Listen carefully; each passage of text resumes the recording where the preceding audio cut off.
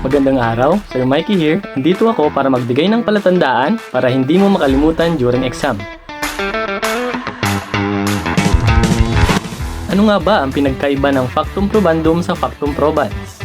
Ang factum probandum o mas kilala natin bilang the ultimate fact ay isang fact na kailangan ma-establish or mapatunayan ng isang partido sa isang legal case.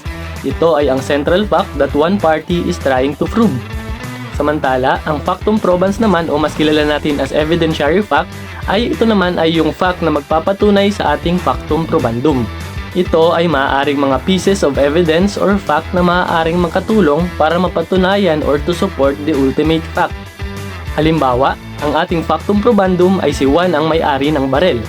So, ang ating factum probans ay ang lisensya ng barel o license na magpapatunay na kay Juan nga ang nasabing barel.